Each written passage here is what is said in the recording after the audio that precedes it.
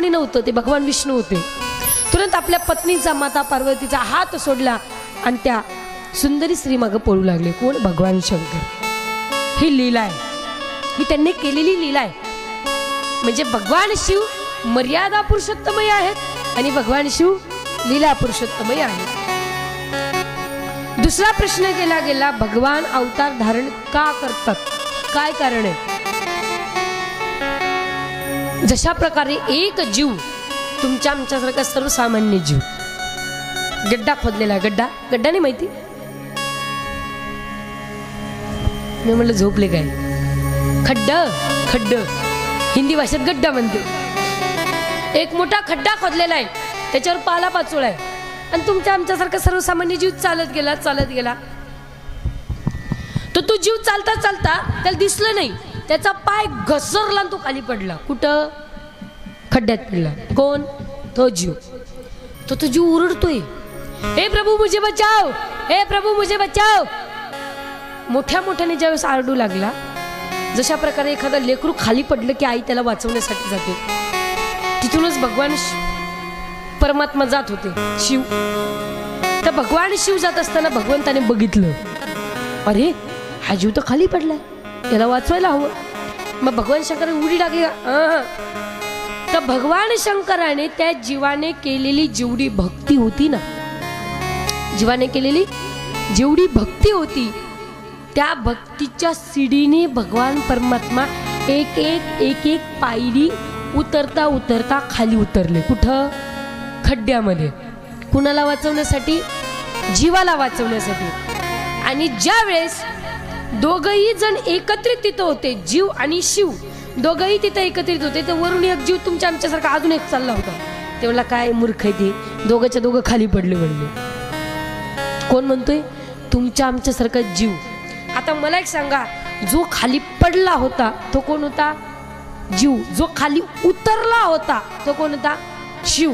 म्हणजे तुमच्या आमच्यासारखा जीव ज्यावेळेस या मृत्यूलोकामध्ये खाली पडतो, घसरतो, या माया मोहात गुंतून, तर त्यावेळेस त्याला त्या मायेपासून, त्या मोहापासून वाचवण्यासाठी साक्षात भगवान शिव आपण केलेल्या भक्तीने एक एक सीडी उतरता खाली येतात आणि गड्ड्यातून आपल्याला वरती घेऊन जातात. भगवान परमात्मा पडत नसतात, ते काय करतात? उतरतात. म्हणून त्यांचा अवतार म्हटलं जातं. अवतरती इति अवतारः. अवतार, तारण्यासाठी येतात म्हणून त्यांचा काय म्हटलं जातो? अवतार. कळलं? भगवान शंकर अवतार का धारण करतात? तुमच्या आमच्यासारख्या सर्वसामान्य जीवाला तारण्यासाठी अवतार धारण करतात. बरं, ते एवढं भोळं दैवत आहे.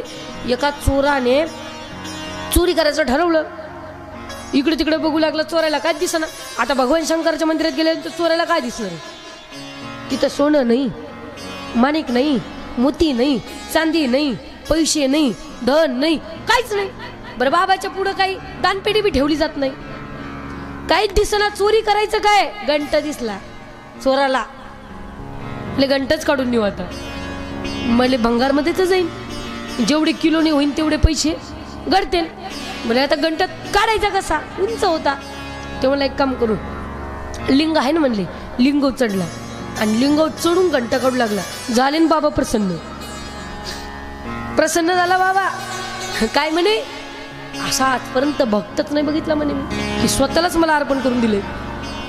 अनेक भक्त बघितले, कोणी पुष्प अर्पण करतंय, कोणी बेलपत्र अर्पण करतंय, कोणी पत्र, फूल, पुष्प, तोय, हे की नाही, कशा प्रकारे कोणी स्तुती अर्पण करतंय, कोणी नमस्कार अर्पण करतंय.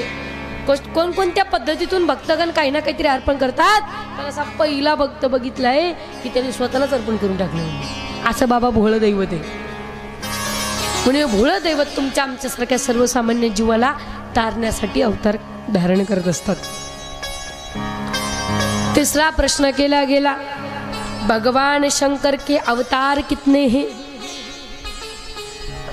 आता मुख्य म्हटलं तर भगवान परमात्म्याचे एकादश रुद्र अवतार आहेत. मुख्य एकादश रुद्र आहेत. आणि अनेक असे किती? हरी अनंता, हरी कथा अनंता. जेवढे स्वरूप धारण केलेले तेवढे आहेत. त्यातला जो सर्वप्रथम अवतार आहे तो म्हणजे रुद्र अवतार आहे. त्या रुद्र अवताराचं वर्णन अतिशय सुंदर प्रकारे या ठिकाणी केलेलं आहे. प्रथमतः सृष्टीचं वर्णन येतं की कशा प्रकारे रुद्र जन्माला येण्याआधी ही सृष्टी निर्माण होते. पण सृष्टी निर्माण होण्याआधी सृष्टीचा प्रलय सांगितला गेलेला आहे. उदाप्लुतं विश्वमिदं तथासीत् यन्निन्द्रियाणामिलितः दृग्न्यमीलयत् आहिन्द्रतल्पे दिशयानैकः कृतक्षणः स्वात्मरतो निरीह. सर्वप्रथम याचा प्रलय सांगितला गेलाय. कशा प्रकारे प्रलय होतो.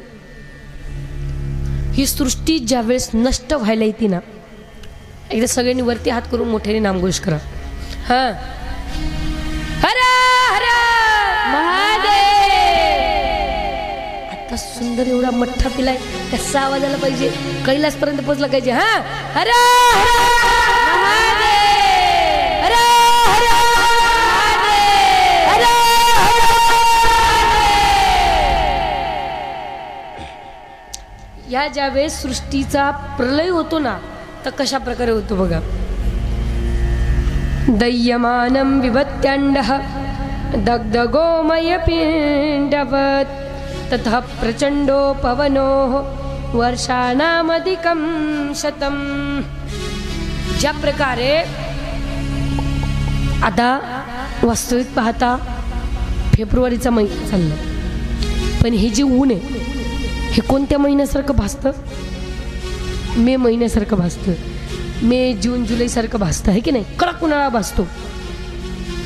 मग जर आत्ता थंडी अजून संपली सुद्धा नाहीये, तरी एवढं कडक उन्हाळा आता आपल्याला आत्ताच भासायला लागलाय. ते मे महिन्यात किती ऊन असेल. तर अशा प्रकारे मे मध्ये जसं ऊन असतं ना या पृथ्वीला, तर मे महिन्यामध्ये सूर्य किती कडक असतो. असे 12 सूर्य उदयमान होतात. किती? 12 सूर्य. ज्यावेळेस या पृथ्वीचा नाश व्हायचा असतो, प्रलय व्हायचा असतो, तर असे एका पृथ्वीभोवती जे सूर्य 1 तास सूर्य मे महिन्यात जेवढं ऊन देतो ना, असे 12 सूर्य उन्हाने तप्त करून सोडतात त्या पृथ्वीला. कशा प्रकारे बरे. दग्धगोमय पिंडवत. शेणाची गौरी माहिती आहे ना, शेणाची थापलेली गौरी. तर ती गौरी जशी आपण चुलीमध्ये जाळत असतो, चुलीत जाळल्यानंतर ती गौरी कशी होती, लाल बुंद होऊन जाते हे की नाही. तिचा कलर एकदम लाल भडक दिसतो.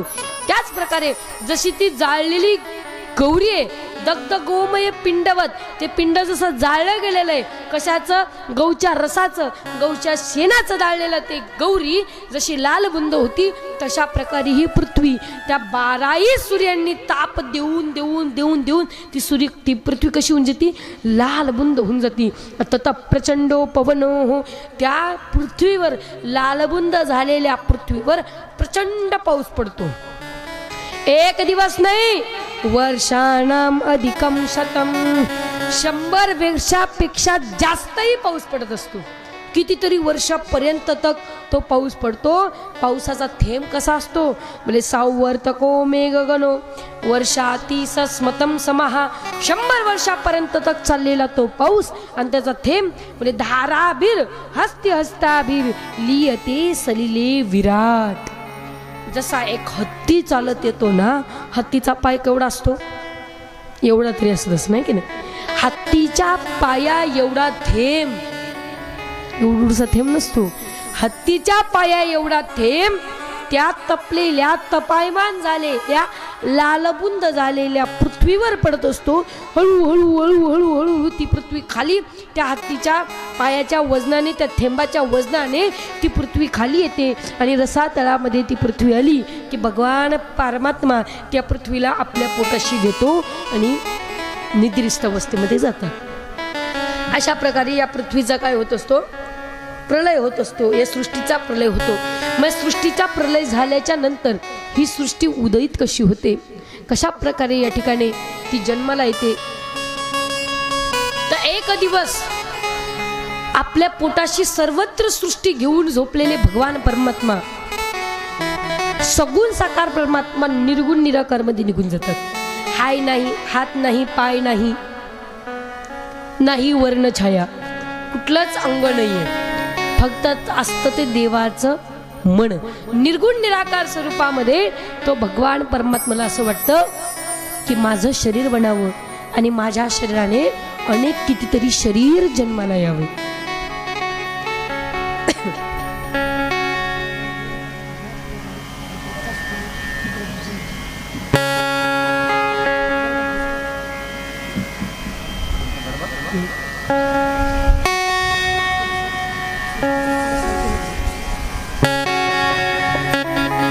अशा प्रकारे त्या भगवान परमात्म्याला, निर्गुण निराकार स्वरूप असणाऱ्या भगवान परमात्म्याला आपलं स्वतःचं शरीर घडावं असं वाटतं. त्यावेळेस मात्र त्यांचे हात, पाय, अंग, ही शिर, डोकं सर्वत्र आपापल्या मनाने तयार होऊ लागतं. आणि जसं तयार झालं की भगवान परमात्म्याच्या नाभी कमलामधून, पोटातली जी नाभी आहे ना, त्या नाभीतून एक फूल उत्पन्न होतं. दंडी येते आणि त्या दंडीला सुंदर असं फूल लागतं. तर जसं त्या दंडीला फूल आलं की त्या फुलामध्ये सुंदर असे ब्रह्माजी उत्पन्न होतात. या सृष्टीचं पुढचं कथा श्रवण करण्यापूर्वी आपण एक छोटासा भजनाचा आनंद घेऊया.